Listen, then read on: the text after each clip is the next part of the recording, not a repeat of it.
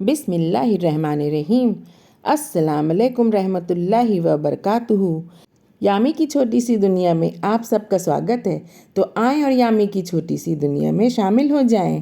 رب اشرح لی صدری ویسر لی امری واحلل عقدۃ من لسانی یفقہوا قولی۔ وامر اہلک بالصلاۃ واصطبر علیہا۔ اپنے اہل و عیال کو نماز قائم کرنے کا حکم دیجیے اور خود بھی نماز کی پابندی کیجیے۔ والذین ھم علی صلاتہم یحافظون، اور جو اپنی نمازوں پر محافظت کرتے ہیں۔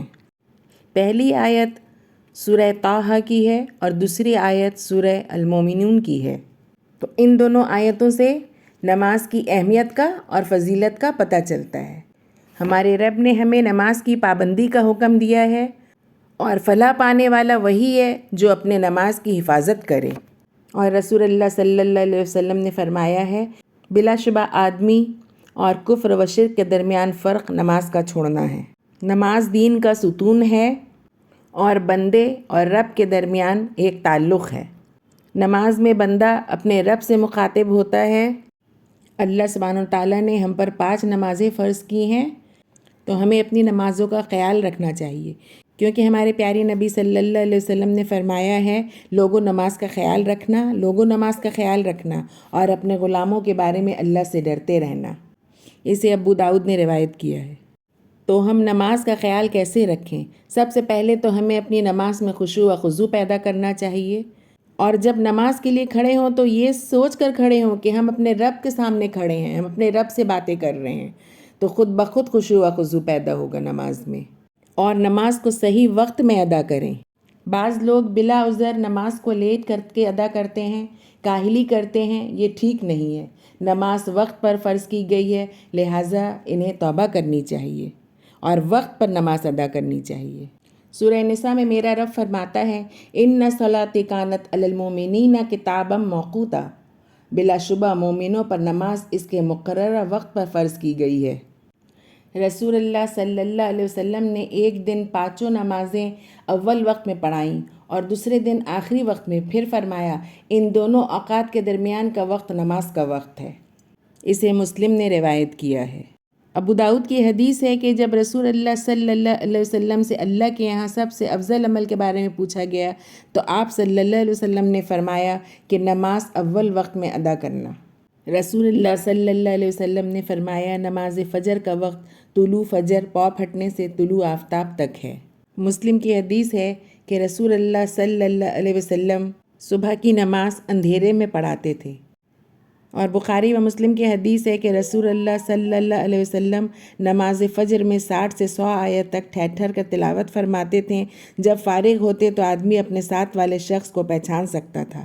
نبی صلی اللہ علیہ وسلم نے فرمایا، جس نے طلوع آفتاب سے پہلے 1 رکعت ادا کر لی، اس نے نماز فجر کا وقت پا لیا۔ اسے بھی بخاری اور مسلم نے روایت کیا ہے۔ نماز ظہر کے وقت کے بارے میں رسول اللہ صلی اللہ علیہ وسلم نے فرمایا، نماز ظہر کا وقت سورج کے زوال سے لے کر آدمی کا سایہ اصل سائے کے علاوہ اس کے خط کے مطابق ہو جانے تک ہے۔ یہ مسلم کی روایت ہے۔ بعض لوگ کہتے ہیں کہ ہر چیز کا سایہ ایک مثل ہونے کے بعد نماز ظہر کا وقت شروع ہوتا ہے۔ یہ بات صحیح حدیث کے خلاف ہے، کیونکہ رسول اللہ صلی اللہ علیہ وسلم نماز ظہر زوال ہوتے ہی پڑھ لیا کرتے تھے۔ اسے بخاری نے روایت کیا ہے۔ لیکن اگر گرمی شدید ہو تو نماز ظہر ذرا ٹھنڈے وقت میں ادا کرنی چاہیے، کیونکہ نبی صلی اللہ علیہ وسلم نے فرمایا، جب گرمی کی شدت ہو تو نماز ظہر کو ذرا ٹھنڈے وقت ہونے پر ادا کرو۔ اسے بخاری اور مسلم نے روایت کیا ہے۔ ظہر کا وقت اس وقت سے شروع ہوتا ہے جب سورج ڈھل جائے، اور اس وقت تک رہتا ہے جب آدمی کا سایہ اس کے جسم کے برابر ہو جائے، جب تک کہ عصر کا وقت نہ ہو جائے، اور عصر کا وقت اس وقت تک رہتا ہے کہ سورج زرد نہ ہو۔ حضرت عائشہ رضی اللہ عنہا فرماتی ہیں کہ رسول اللہ صلی اللہ علیہ وسلم نماز عصر ایسے وقت میں ادا فرماتے تھے کہ سورج اس قدر بلند ہوتا کہ محسوس ہوتا تھا کہ میرے حجرے کے اندر ہے، باہر نہیں گیا۔ اسے مسلم نے روایت کیا ہے۔ رسول اللہ صلی اللہ علیہ وسلم نے عصر کی نماز ادا فرمائی تو اس وقت سورج صاف ستھرا تھا، اس میں ذرا بھی زردی نہ ملی ہوئی تھی اور بلند و بالا تھا۔ غروب آفتاب سے قبل 1 رکعت ادا کر لینے سے بروقت نماز ادا کرنے کا ثواب مل جاتا ہے۔ فرمان نبوی صلی اللہ علیہ وسلم ہے جس نے غروب آفتاب سے پہلے عصر کی 1 رکعت ادا کر لی، اس نے نماز عصر کا وقت پا لیا۔ نماز عصر کو بلا وجہ آخری وقت تک لیٹ کرنا منافق کی نشانی ہے۔ نبی کریم صلی اللہ علیہ وسلم نے فرمایا، یہ منافق آدمی کی نماز ہے کہ وہ بیٹھا سورج کو دیکھتا رہتا ہے، حتیٰ کہ جب سورج شیطان کے 2 سینگوں کے درمیان غروب ہونے لگتا ہے تو اٹھتا ہے اور جلدی سے 4 ٹھونگے مار لیتا ہے۔ مغرب کی نماز جلد از جلد ادا کرنی چاہیے کیونکہ اس کا وقت بہت کم ہوتا ہے۔ ہمارے پیارے نبی صلی اللہ علیہ وسلم نے فرمایا، نماز مغرب کا وقت سورج غروب ہونے سے غروب آفتاب کے بعد والی سرخی غائب ہونے تک ہے۔ بخاری کی حدیث ہے کہ سیدنا رافع بن خدیج رضی اللہ عنہ فرماتے ہیں کہ ہم رسول اللہ صلی اللہ علیہ وسلم کے ساتھ نماز مغرب ادا کرتے تھے اور نماز کے بعد بھی اتنی روشنی ہوتی کہ ہم میں سے کوئی آدمی جاتا اور تیر پھینکتا تو وہ اس کے گرنے کی جگہ دیکھ لیتا تھا۔ جبرائیل علیہ السلام نے رسول اللہ صلی اللہ علیہ وسلم کو دونوں دن نماز مغرب ایک ہی وقت یعنی اول وقت میں پڑھائی، اسے نسائی نے روایت کیا ہے۔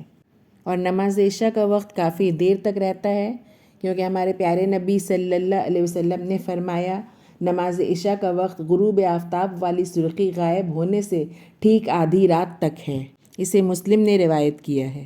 بخاری کی حدیث ہے کہ ہمارے پیارے نبی صلی اللہ علیہ وسلم نماز عشاء کو تاخیر سے ادا کرنا پسند کرتے تھے۔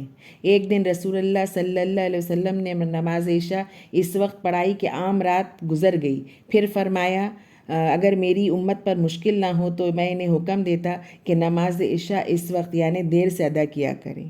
رسول اللہ صلی اللہ علیہ وسلم عشاء میں نمازیوں کا خیال رکھتے تھے، لوگ جلدی جمع ہو جاتے تو جماعت جلدی کرا دیتے اور اگر لوگ دیر کرتے تو جماعت تاخیر سے کرواتے تھے، اسے بخاری اور مسلم نے روایت کیا ہے۔ نماز کے کچھ ممنوع اوقات بھی ہیں، یعنی ان وقتوں میں نماز پڑھنا منع ہے کیونکہ رسول اللہ صلی اللہ علیہ وسلم نے فرمایا، صبح کی نماز پڑھ، پھر سورج کے طلوع ہو کر بلند ہونے تک نماز سے رک جا، پھر نماز پڑھ، کیونکہ اس وقت کی نماز کی گواہی کرامن کاتبین دیں گے اور فرشتے حاضر ہوں گے۔ پھر جب دوپہر کے وقت نیزے کا سایہ اس کے سر پر آ جائے تو نماز سے رک جا کیونکہ اس وقت جہنم کو بھڑکایا جاتا ہے۔ پھر جب سایہ آگے بڑھنے لگے تو نماز پڑھ کیونکہ اس وقت کی نماز میں فرشتے گواہی دیں گے اور حاضر ہوں گے، یہاں تک کہ تو نماز عصر پڑھ لے تو پھر نماز سے رک جائے حتیٰ کہ سورج غروب ہو جائے۔ یعنی کہ نماز ان 3 وقتوں میں پڑھنا منع ہے۔ 1، جب سورج طلوع ہو رہا ہو یہاں تک کہ مکمل ہو جائے۔ 2، دوپہر کو سورج کے بالکل سر پر کھڑا ہونے سے لے کر زوال ہونے تک، اور 3، سورج کے غروب ہونے سے لے کر مکمل غروب ہو جانے تک۔ لیکن عصر کے بعد اگر سورج بلند اور صاف ہو تو نفل نماز پڑھنے کی اجازت ہے۔ سیدہ عائشہ رضی اللہ عنہ فرماتی ہیں، نبی اکرم صلی اللہ علیہ وسلم نے میرے ہاں عصر کے وقت 2 رکعت پڑھنا کبھی ترک نہیں کیا، اسے بخاری نے روایت کیا ہے۔ رسول اللہ صلی اللہ علیہ وسلم نے عصر کی نماز کے بعد نماز پڑھنے سے منع فرمایا ہے سوائے اس کے کہ سورج سفید، صاف اور بلند ہو، یہ نسائی کی حدیث ہے۔ اگر نماز فجر لیٹ ہو گئی کہ سورج طلوع ہونے لگے تو نماز سے رکے رہیں حتیٰ کہ سورج مکمل ہو جائے۔ اسی طرح اگر عصر لیٹ ہو جائے کہ سورج غروب ہونے لگے تو سورج مکمل غروب ہونے تک نماز سے رکے رہیں۔ مسلم کی روایت ہے کہ رسول اللہ صلی اللہ علیہ وسلم نے فرمایا، جب سورج کی ٹکیا طلوع ہونے لگے تو نماز سے رکے رہو حتیٰ کہ مکمل ہو جائے، اور جب سورج غروب ہونے لگے تو نماز کو مؤخر کرو حتیٰ کہ مکمل غروب ہو جائے۔ جمعے کے دن زوال کے وقت مسجد میں آ کر نماز پڑھنا جائز ہے۔ اگر صحیح وقت میں نماز شروع کی پھر ممنوع وقت شروع ہو گیا تو نماز مکمل کر لیں، اسے بخاری اور مسلم نے روایت کیا ہے۔ رسول اللہ صلی اللہ علیہ وسلم نے فرمایا کہ حرم مکہ میں کوئی وقت ممنوع نہیں ہے، یہ ابو داؤد کی حدیث ہے۔ اور ترمذی کی حدیث ہے کہ رسول اللہ صلی اللہ علیہ وسلم نے فرمایا کہ تم دن اور رات کے کسی بھی وقت میں اس گھر میں طواف کرنے سے اور نماز پڑھنے سے کسی کو نہ روکو۔ تو کتاب و سنت کی روشنی میں ہمیں پتہ چلتا ہے کہ ہمیں نماز کو اول وقت میں ادا کرنی چاہیے، ہمیں اپنی لاپرواہی اور کوتاہی کی وجہ سے نماز میں دیر نہیں کرنی چاہیے، بلکہ جب مؤذن نماز کے لیے پکارے تو اذان کی آواز سنتے ہی فوراً نماز کے لیے اپنے کو تیار کر لیں اور باوضو ہو کر ادب کے ساتھ اپنے رب کے سامنے کھڑے ہو جائیں اور اپنے رب سے گفتگو کریں اور اپنے رب کی رحمت کے سائے میں اور سجدے میں اپنے رب کے بالکل قریب ہو جائیں۔ اور مانگ لیں اپنے رب سے جو مانگنا ہے، بخشش مانگیں، عافیت مانگیں، اپنے لیے، اپنی اولاد کے لیے، اپنے والدین کے لیے، اپنے بہن بھائیوں کے لیے، اپنے عزیز و اقارب کے لیے، اپنے رشتہ داروں کے لیے، اپنے ملنے والوں کے لیے، اپنے دوستوں کے لیے اور امت مسلمہ کے لیے جتنی دعائیں مانگنی ہیں مانگیں، سجدے میں مانگیں، اپنے رب سے مانگیں، گڑ گڑا کر مانگیں۔ میرا رب تو ہر وقت دینے کے لیے تیار ہے، میرے رب کو تو خالی ہاتھ کو لوٹانے میں شرم محسوس ہوتی ہے، میرا رب تو دینے کے لیے بالکل تیار ہے، ہمیں مانگنا نہیں آتا ہے۔ تو آخر میں میرے رب سے میری یہ دعا ہے کہ یا اللہ سبحانہ تعالیٰ ہمیں کتاب و سنت پر چلنے کی توفیق عطا فرما، یا اللہ ہمیں صراط المستقیم پر چلا، یا اللہ ہمیں ہر وہ عمل کرنے کی توفیق دے جس سے تو راضی ہو، اور ہر اس عمل سے دور رکھ جو تیری ناراضگی کا سبب ہو۔ یا اللہ ہمیں صحیح کہنے، صحیح سننے اور صحیح سمجھنے کی توفیق عطا فرما اور ان پر عمل کرنے کی۔ آمین یا رب العالمین۔ اگر آپ سب کو میرا یہ ویڈیو پسند آیا ہو تو لائک کریں، شیئر کریں، سبسکرائب کریں، اور ہاں بیل آئیکن میں کلک کرنا نہ بھولیں، اور کمنٹ کے ذریعے مجھے اپنے قیمتی مشوروں سے نوازیں۔ خوش رہیں، اپنا خیال رکھیں۔ اگلے ویڈیو میں پھر ملاقات ہوگی، تب تک کے لیے اللہ حافظ۔